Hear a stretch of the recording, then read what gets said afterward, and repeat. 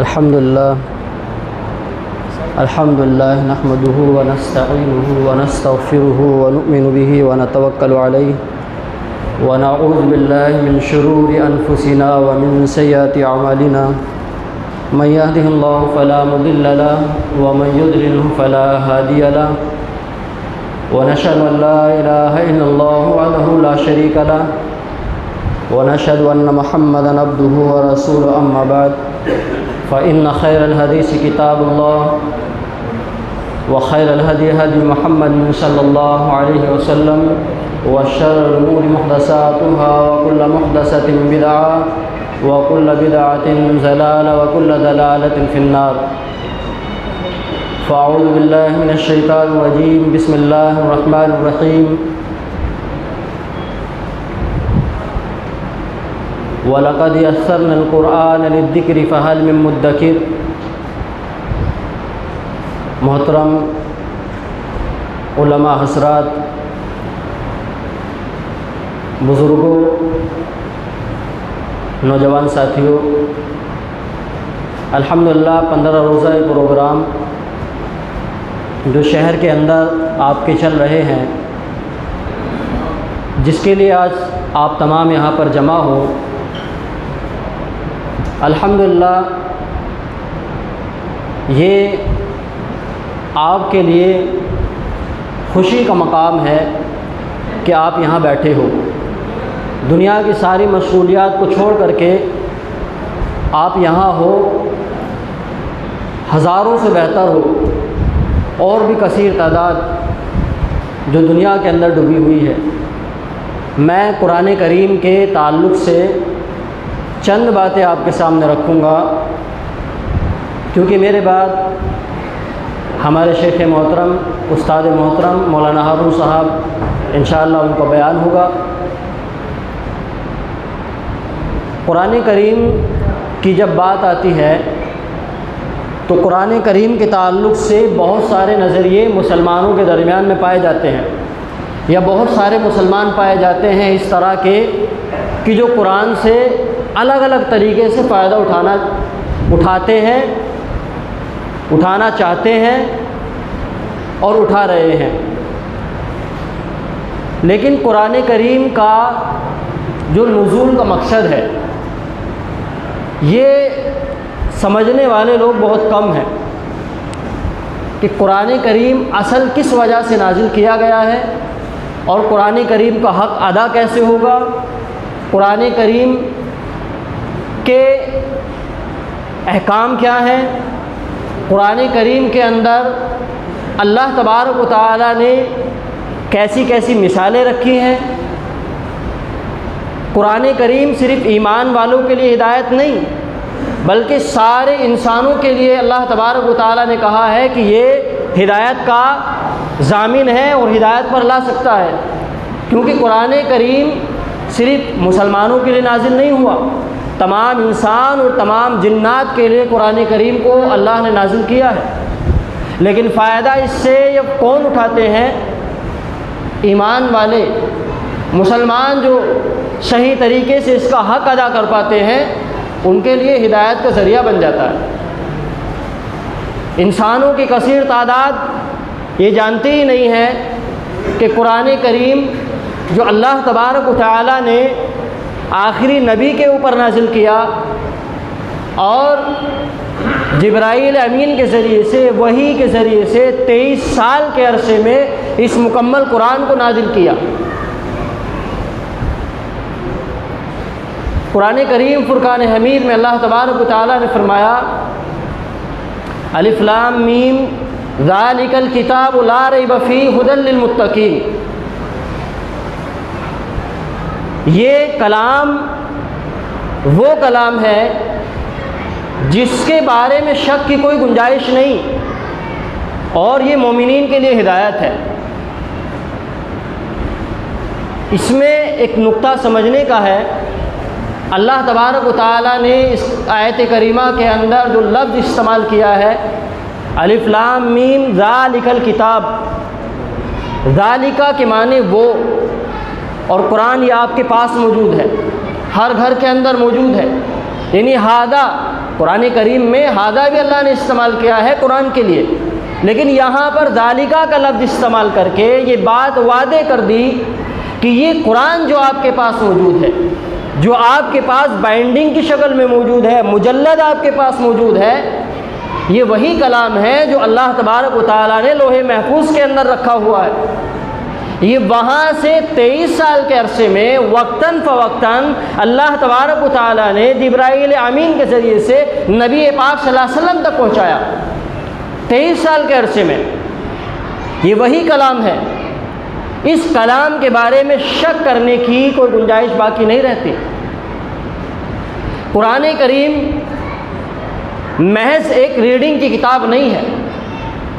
جو کہ آج مسلمانوں نے اسے صرف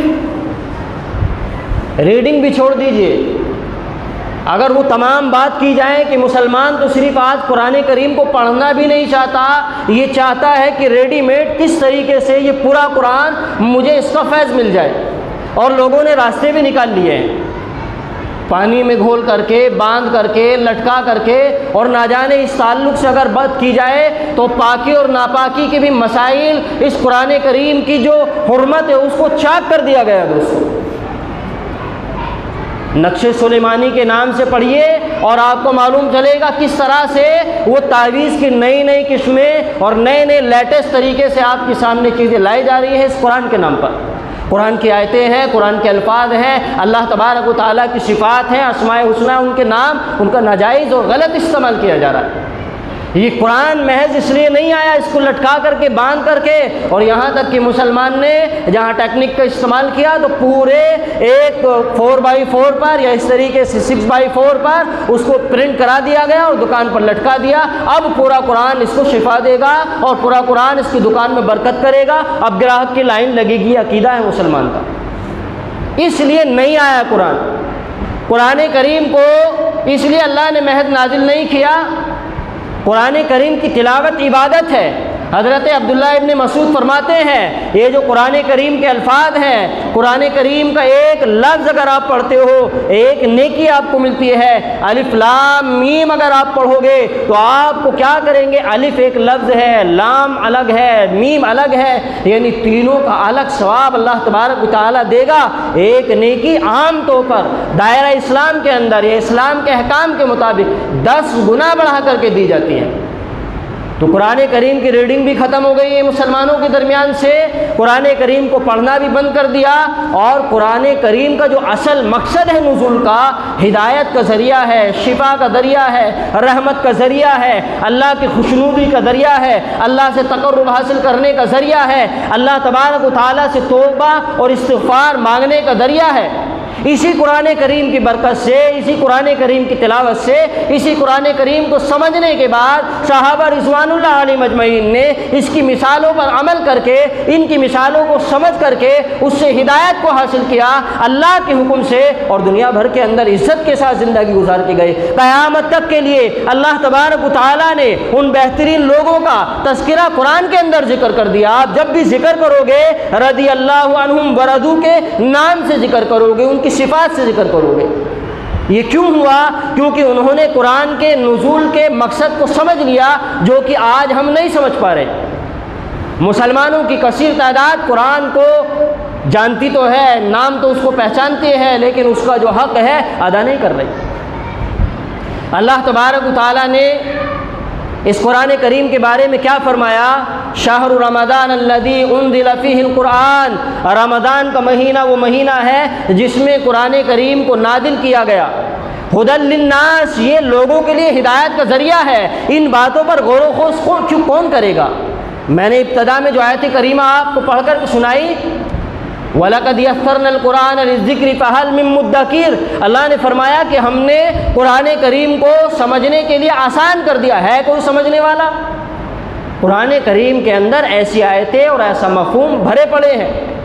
لیکن ہم نے تو قرآن کا حق ادا کرنا بند کر دیا۔ دوستو قرآن ہدایت ہے، قرآن رحمت ہے، قرآن شفا ہے، قرآن سے تمام معاملات، تو قرآن کے اندر بے شمار مثالیں رب ذوالجلال نے بیان فرمائی ہے۔ تو ان مثالوں کے ذریعے سے اس قرآن کو پڑھنے کے بعد اگر ہمیں ہدایت نہیں مل رہی ہے، رب کا تقرب نہیں مل رہا ہے، ایمان کے اندر حرکت پیدا نہیں ہو رہی ہے، تو قرآن کا حق ادا نہیں کر رہی۔ چاہے پورا قرآن آپ پڑھ لیں، اور قرآن کے پڑھنے کی اگر بات آتی ہے تو رمضان المبارک کا مہینہ جو گیا ہے اس میں آپ نے دیکھا ہے کہ مساجد کے اندر اعلان ہونا شروع ہو جاتے ہیں، جہاں سے تیسرا دن گزرا اور اس کے بعد اناؤنس ہونا شروع ہو جاتا ہے۔ فلاں گاؤں کے اندر تو باقاعدہ نام کے ساتھ ہوتا ہے، فلاں کے بیٹے نے، فلاں کی پوتی نے، فلاں کے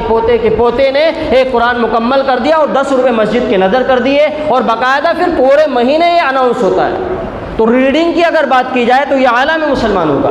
لیکن اگر بات کی جائے اس قرآن کریم کو آپ نے پورے رمضان میں 5 بار 10 بار مکمل کیا، کیا ایک آیت کریمہ بھی آپ کے سمجھ میں آئی؟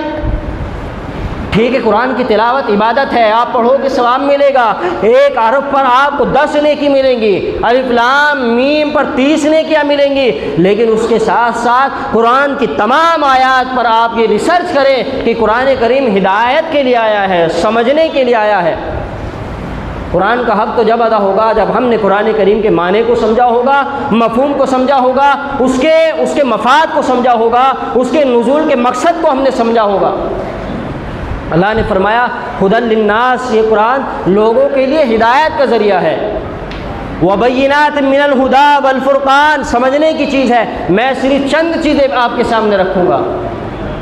وبینات من الہدی والفرقان، یہ قرآن وہ ہے جو قرآن اپنے بارے میں کہتا ہے، رب کی زبان ہے کہ قرآن لوگوں کے لیے ہدایت ہے، اور اس میں ہدایت کو وعدے کرنے کے اور حق اور باطل کو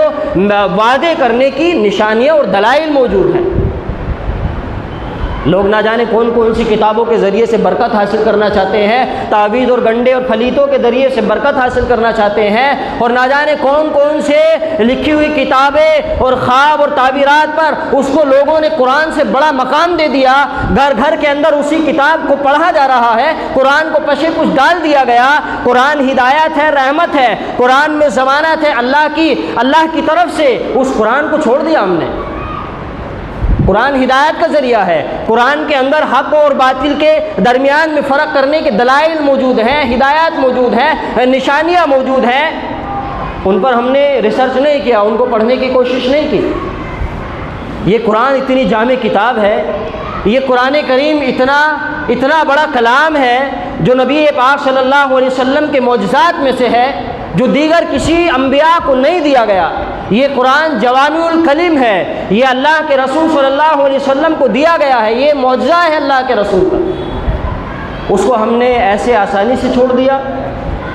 قرآن کریم کے بارے میں رب فرماتا ہے یا ایھا الناس قد جاءتکم موعظۃ من ربکم وشفاء لما فی الصدور ورحمۃ وہدی ورحمۃ للمؤمنین، اے لوگوں تمہارے پاس تمہارے رب کی جانب سے ہدایت آ چکی ہے قرآن کریم کی شکل میں، اور یہ وہ قرآن ہے جو شفا ہے، جس کے اندر اس بیماری کا جو تمہارے دلوں کے اندر ہے، نفاق کا علاج ہے اس کے اندر، حسد کا علاج ہے اس کے اندر کینہ اور کپٹ کا علاج ہے، اس کے اندر غل کا علاج ہے، اس کے اندر محبتیں ہیں، نفرتوں کا علاج ہے اس قرآن کے اندر۔ اور آگے کیا فرمایا؟ یہ رحمت ہے، ہدایت ہے مومنین کے لیے، مومن اس سے فیض اٹھاتا ہے، فائدہ اٹھاتا ہے، اس کا حق ادا کرتا ہے، اس کے مقام کو سمجھتا ہے، اس سے محبت کرتا ہے۔ اور قرآن کی اگر بات کی جائے تو لوگوں نے قرآن کے نام پر باطل فرقوں کا وجود دے دیا، قرآن کا ناجائز معنی لے کر کے قرآن کا حق ادا نہیں کیا گیا۔ دوستو